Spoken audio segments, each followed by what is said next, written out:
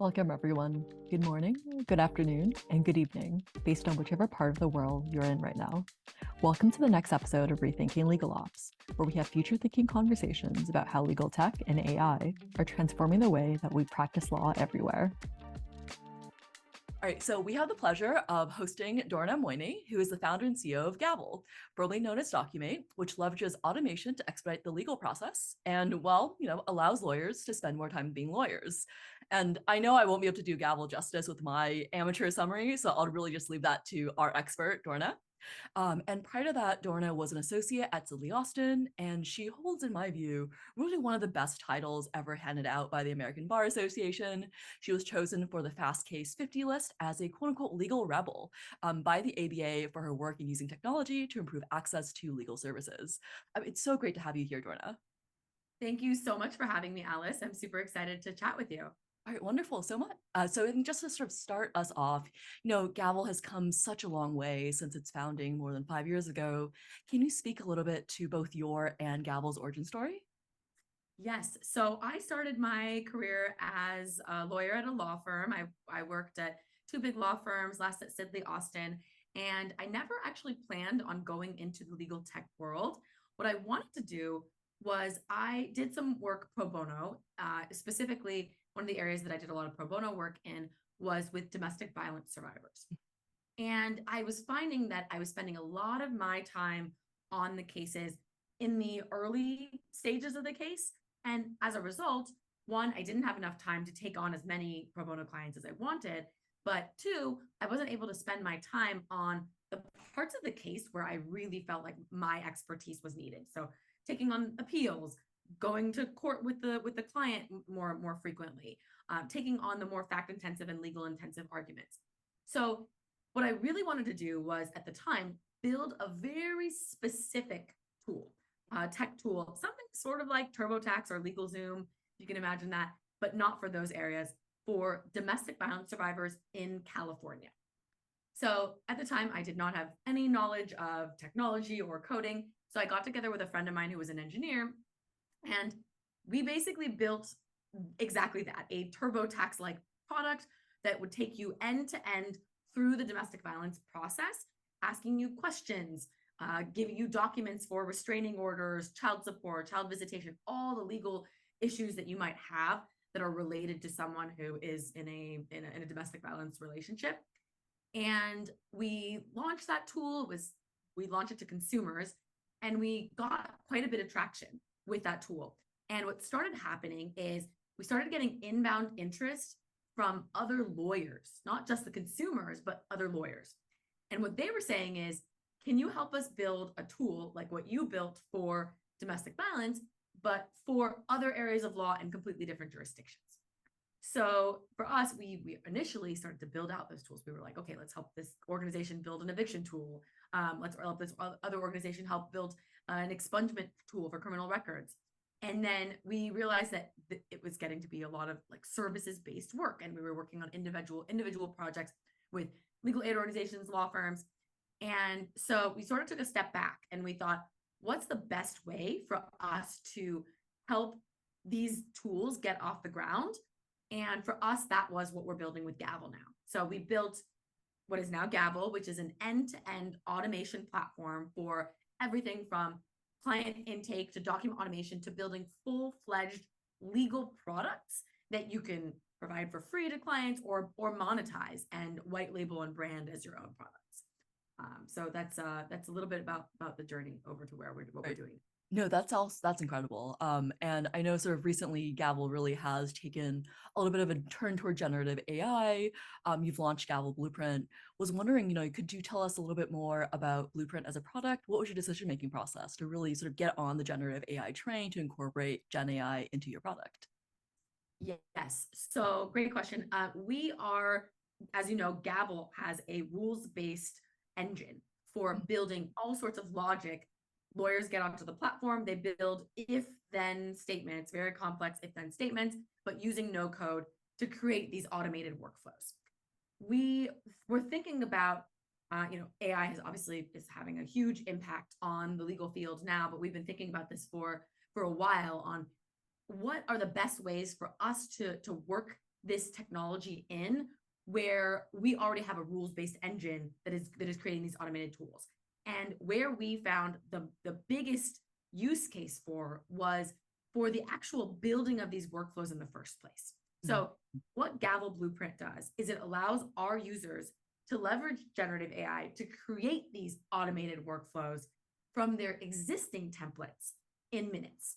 And why that's important for us is that there's obviously a lot of there's a lot we're probably going to get into today about AI and the risks of AI and errors that can be made.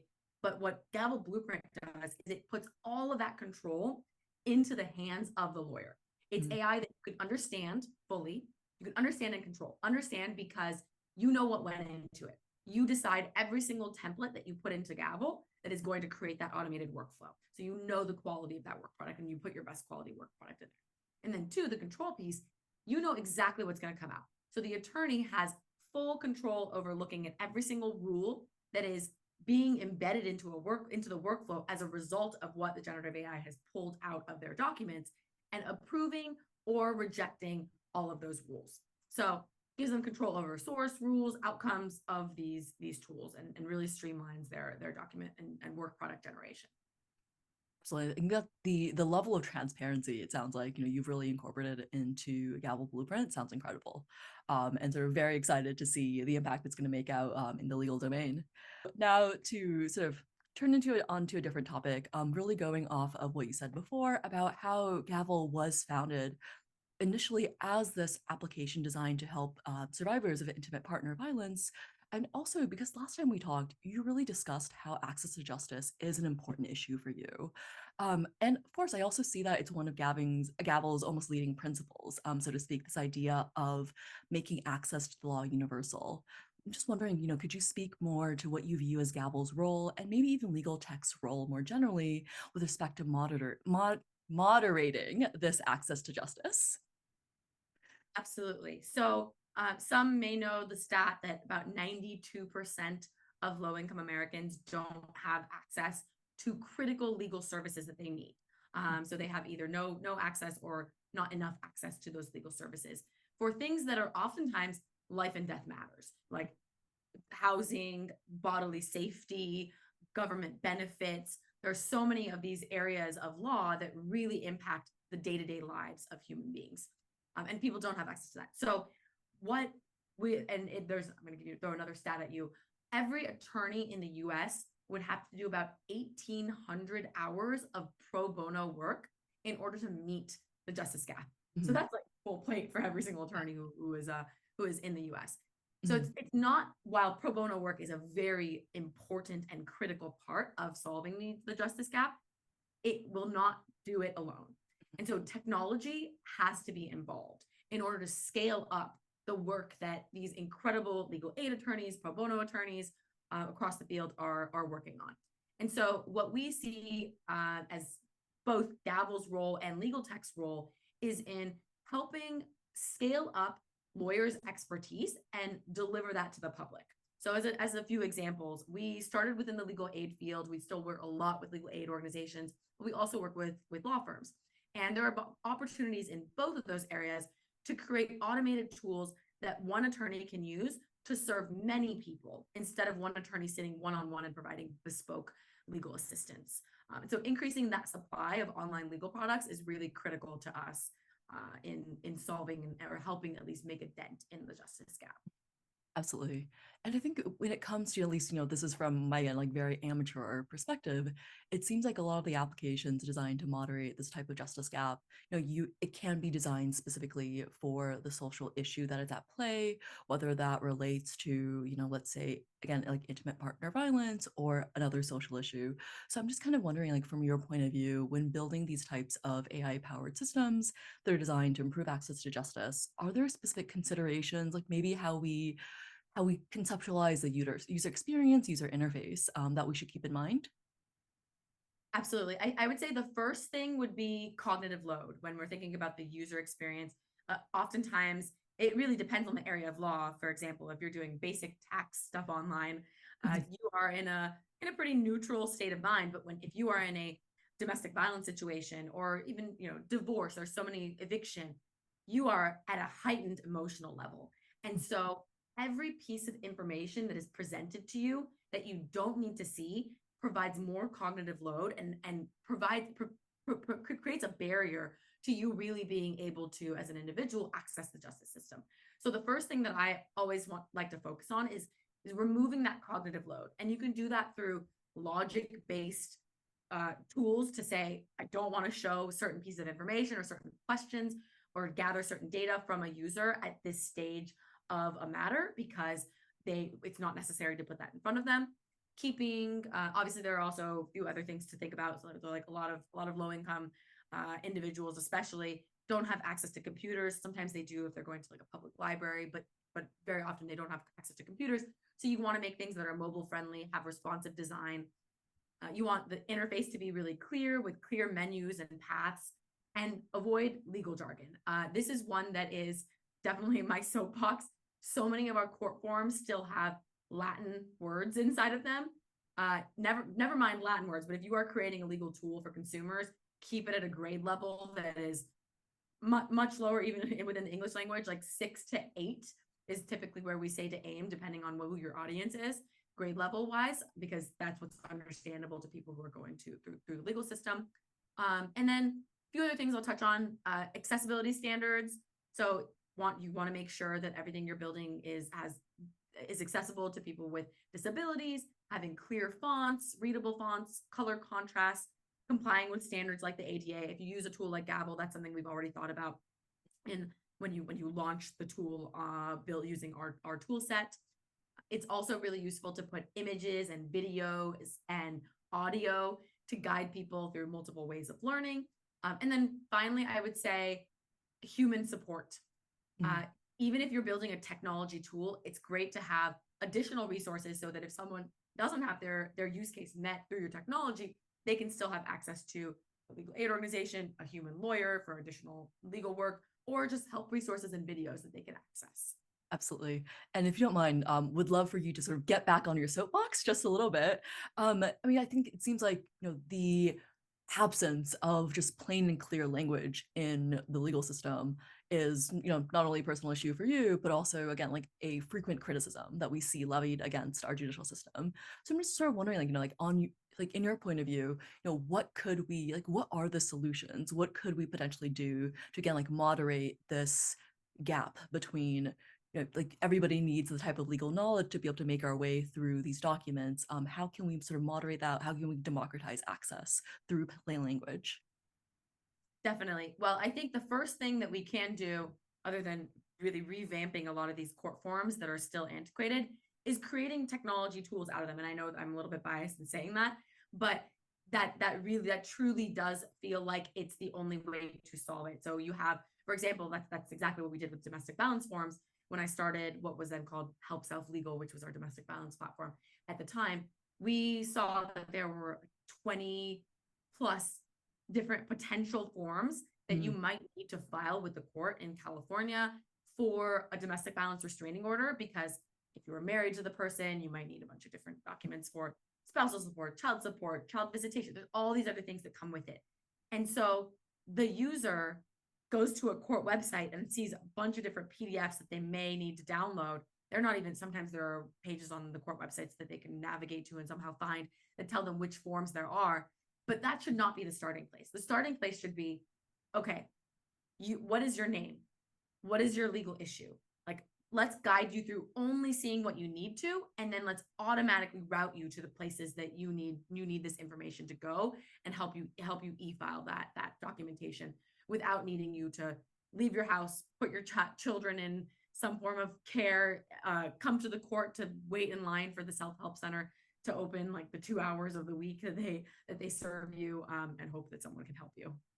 Absolutely. No, I think that's absolutely incredible. I think just I guess, again, from my point of view, it seems like the ability of the sort of software that you just described, its ability to reach a much more sort of general, population, is pretty substantial. And again, it's like very excited to see all of this out in action.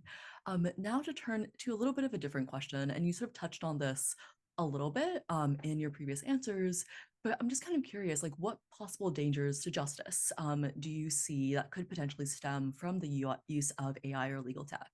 I think some folks have speculated that maybe there will be sort of a resource concentration. All of these cutting edge AI tools are going to go to the big law firms of the world rather than being operationalized by nonprofits or pro bono attorneys.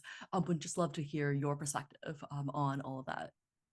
That's a good question. And I actually feel like sometimes it ends up being the opposite with a lot of technology because from what you said in terms of the large law firms versus the smaller like legal aid type organizations, I feel like every time I speak to legal aid organizations, they are thinking so innovatively in how they can do more with less because they've had such few resources for so long.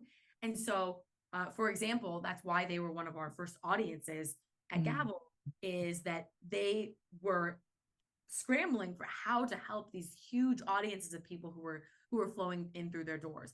And a lot of the tech tools that are being used by them, by small firms, up to the largest, are really off the shelf, can be off the shelf tools. You don't necessarily need to spend hundreds of thousands of dollars on these types of tools. They're things that are accessible to everyone. But in terms of making sure that they are done in a way that is safe, I think that it's critical that lawyers be and legal professionals really be in control of their own destiny. And we've seen already the debates in the large AI community about the tug and pull between AI safety and moving fast, and also within the legal community about the dangers of not checking your work and people who have been sanctioned for that. So Mhm. when we're using tools as lawyers, I think the largest risk, probably at this point, at this time at least, is the error and the misinterpretation. Mhm. And in any situation where you might put in the same set of facts, but potentially get multiple different answers, different results, depending on what the AI decides to spit out, it's a situation that could have serious consequences for individuals' rights, company, whoever your clients' rights and their lives. So you want to make sure that the attorney is checking every part of their work, and that's something that we thought about a lot when we were building Blueprint. But from the sort of ethical standpoint, the California State Bar trustees just approved ethics guidance for attorneys who are incorporating AI into their practices. And those guidelines emphasize some of the things that have really always been within our ethics rules: Mhm. confidentiality, competence and supervision. Now, instead of supervising like paralegals, it's supervising AI. Ensuring that your use is free of any bias, and then not billing clients for work done by AI. Those are the few top things that were mentioned there. So I think really it's taking the prior lens that we had and applying it to this situation. There are obviously a lot Absolutely. of other potential risks as well, like bias, discrimination, privacy concerns, but we could spend an entire day talking about each of those. Right, exactly.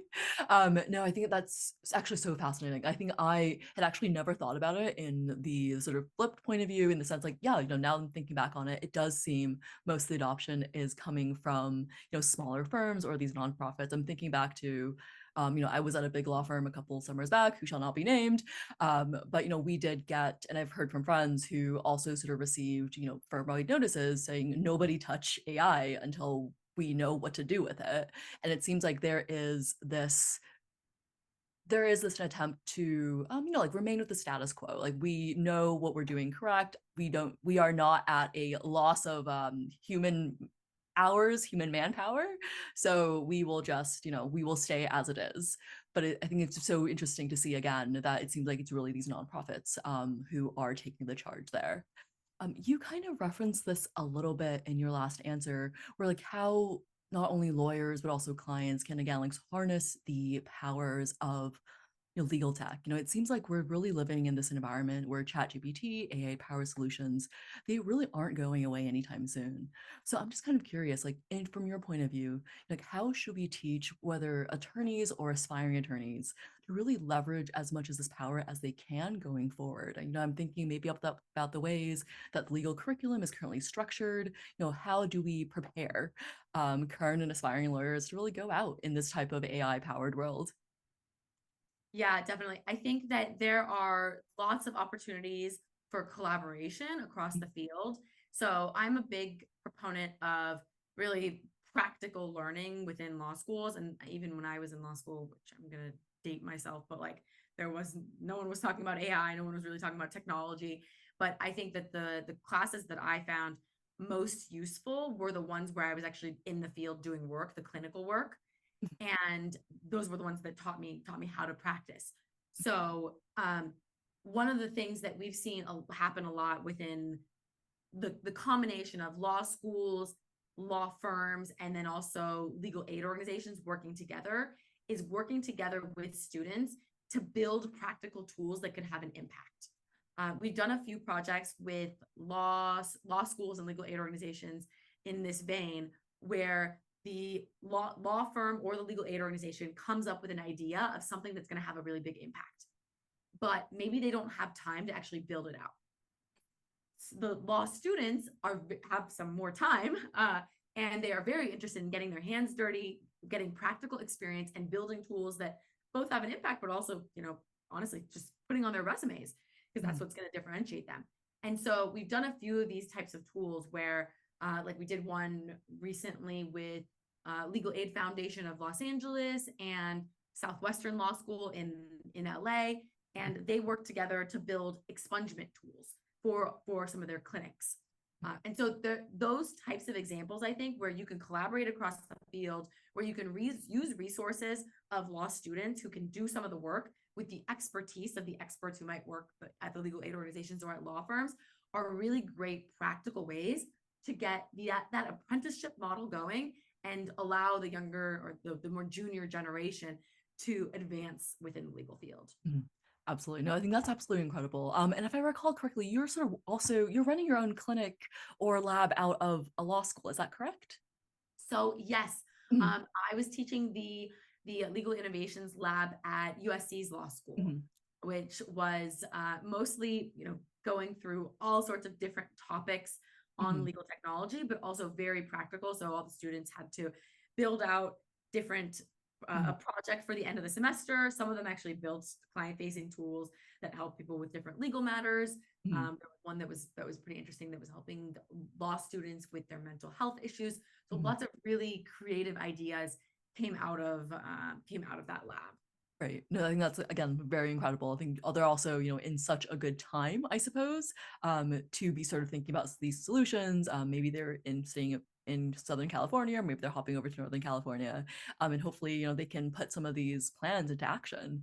So I'm so glad to hear that you are really giving this future generation of lawyers an attempt to, the ability to actually sort of go forward and try to implement some of these solutions out into the field. Definitely. And we are always doing sessions like this at law schools across the world, really. And so if anyone out there listening is interested in something like that, we're always happy to come in to the class, give access to Gavel to the students, and actually be part of that learning process. That's something absolutely. No, that's incredible. And to all our listeners, everybody, please take up Dorna on her offer. Sounds like a truly, truly phenomenal opportunity. But, just want to thank you so much, Dorna, for taking the time to talk with us. It was just such an enlightening conversation. It was so great to learn about your and Gavel's journey, as well as really what's in store for you guys in the near future. Just want to, again, thank you, as well as our listeners, for joining us today. Thank you so much for having me, Alice. Great. Thank you so much. The practice of law is changing, and we're here for it. Thank you so much for tuning in to today's episode of Transforming Legal Ops. Follow us for more insightful conversations about the transformative impact of legal tech. And follow Speed Legal and let us know in your comments and messages about how you personally leverage legal tech to make your own work more efficient. See you next time.